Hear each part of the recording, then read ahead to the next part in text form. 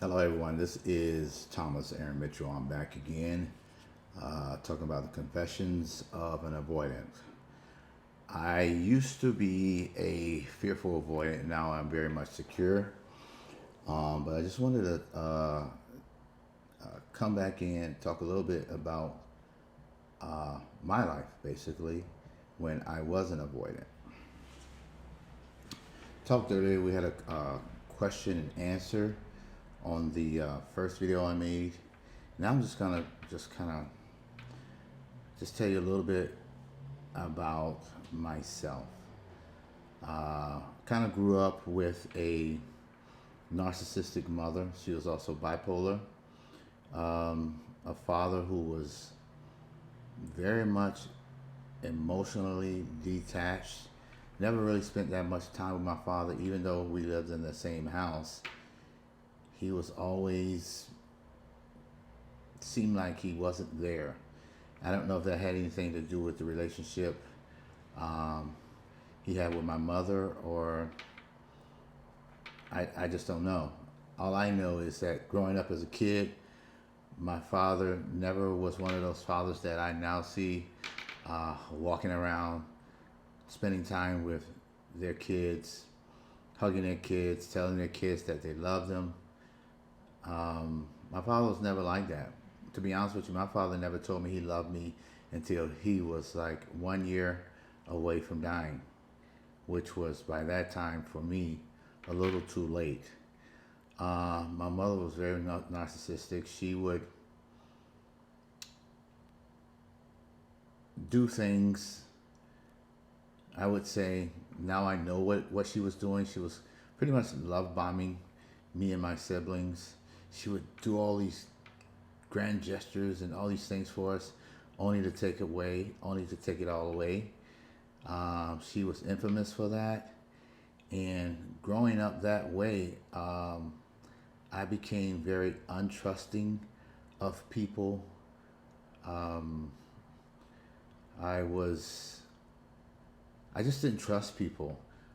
Growing up in a household like that where my father never showed me love, he never came to any of my football games, never came to any of my track meets uh, growing up. And I was an athlete pretty much my whole life, all the way up into college. And he never came to one of my games, one of my meets, ever. My mother, she did, but I felt like she was doing it in a weird way. Looking back now with retrospect, it's like she was doing it because it benefited her in some way. Um, but she still did it, so I was happy for that. Yeah, so moving on along, growing up that way, I never trusted anyone. Um, I pretended to trust them. Don't get me wrong. I would let them think that I believed everything they said. Um, but then I would totally, behind closed doors in my own mind, I wouldn't believe anything they said. It was like, okay, so they're telling me this, man, but I just don't believe it. So I just let them believe I believed it. Um, as I matured into a young adult, I started getting into relationships, and through all those relationships, whenever I felt like the person wasn't being honest with me, even though they could have been totally honest with me, they felt like they were loving me. I felt like they were pretending to love me, but not truly love me. I would just push them away. I would do things and say things to offend them so that they would want to leave. And if they didn't leave, after time, I would just break up with them because I felt like they were suffocating me. I felt like, I don't know how to say it. I felt like I couldn't trust them because I didn't believe them. I couldn't believe that someone could actually love me because my father never showed me love. So I felt like something was like, what's wrong with me? Like, is something wrong with me? My father can't show me love. And like, is it? And when they did show me love, I almost felt like, oh, they're doing the same thing that my mother did. They're they're doing it, and there's an angle to why they're doing it. It's like, and I didn't believe them. So I kind of grew up like that. In every relationship that I was in, I never believed any of the people, any of the women that I was in relationships with. Man, I didn't trust them at all. I wanted to trust them so bad. And there were a couple of women I felt like I loved them. There was two women I can remember. One I just recently broke up with about 2 years ago that I know that I was in love with her.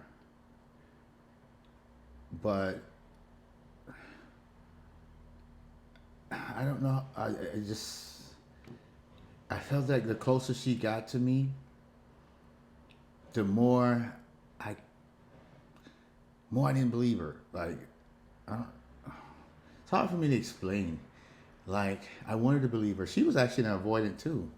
Um, so when she kept her distance, I was cool, man. But then sometimes, because I was a fearful avoidant, if she kept her distance too much or she made too many excuses, I would become anxious and then I would want to reach out to her. And when I did, and when I guess the thirst that I had for attention was quenched, then I wanted to push her away. And she was all right with it because she was an avoidant too. So she was like, okay, I'll go do my thing. So it kind of worked. I mean, that was probably one of the longest relationships I was in.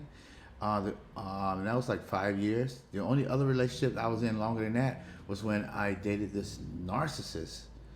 And I wasn't actually in a relationship with her for like 11 years. But that was fantastic to me because she did her thing, I did my thing.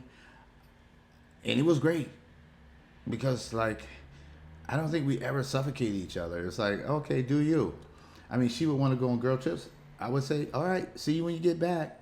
I really didn't care because for me, her being away was fantastic. You know, I could do me and actually truly be myself. You know, and I think she was able to be herself. I don't really know. To be honest with you, I never really cared because whenever she did what she wanted to do, man, I was so happy. Like when she wasn't around me, man, I was like ecstatic to believe, if you can believe that, you know. Even though I don't think I ever actually loved her for 11 years. Can you believe that? I don't actually think I loved her. I think I was living what some people call the honeymoon stage for that long. It was like, and at some point, I know I got trauma bonded by her. It was like, okay, so I'm used to this. I'm used to this pattern. We had a pattern that worked for both of us, and it was fantastic to me. She did her thing, I did my thing. We actually had a business together, and believe this or not, the business that we had together, she worked in the later part of the day. I would work in the earlier part of the day. So we never really crossed paths. Every once in a while we did. When we were home, we would, you know, see each other, but that was just enough so that I know I didn't feel suffocated. I don't know about her. I can't speak for her. She would always do things. It was always like everything was done based on what she wanted. And because I knew what she was doing, I actually knew what she was doing. She didn't think I knew, but I knew what she was doing. I was like, okay, yeah, cool, whatever. I really didn't care because honestly, I didn't love her. And I don't know if you believe that. Somebody's with somebody for 11 years and never loved them. I never did. I could speak for two women in life that I know I loved.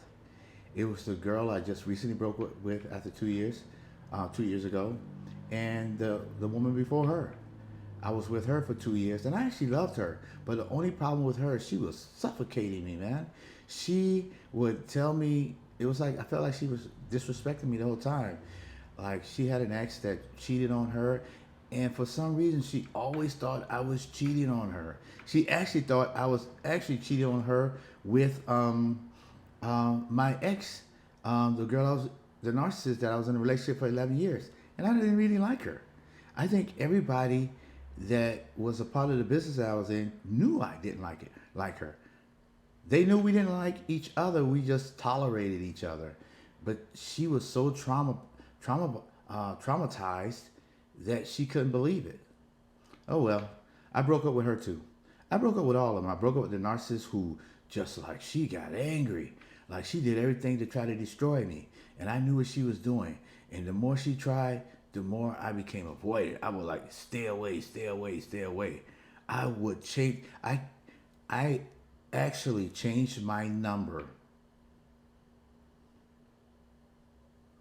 I want to say like 10 times because somehow she would find out what my number was until eventually I had to break ties with all the mutual friends because I was like, somebody is giving her my digits. So I broke ties with all those people. Anyone like and and I never trusted those people, so it was easy for me. I was like, you know what, I'm good. I'm out. You know, I didn't feel anything when I like. I just honestly, I just didn't say anything.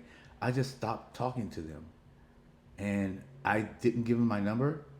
So there's no way they could give my number to her because I know one of them was giving her my number, and she would just do some crazy stuff, and I just like I actually had to take her to court, which was the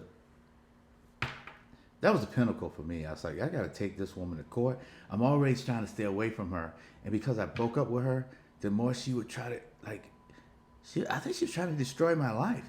When she found out I was dating another woman, she tried to get that woman on her team and try to turn her against me.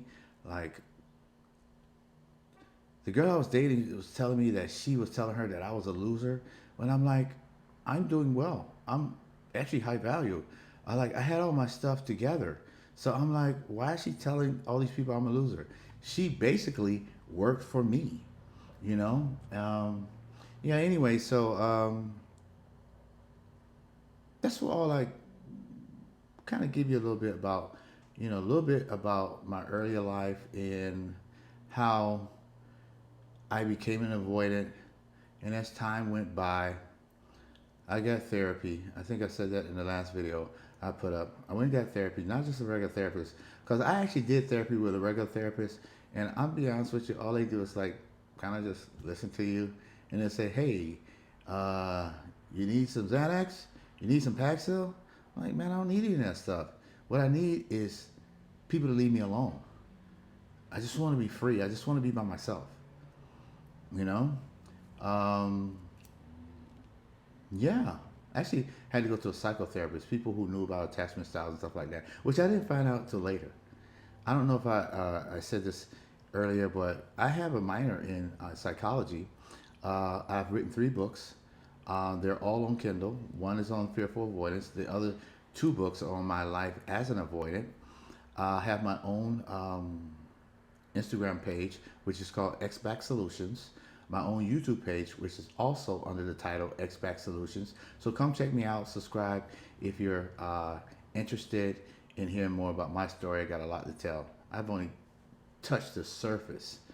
All right, this is Thomas Mitchell, author, relationship coach, free man. I'm out.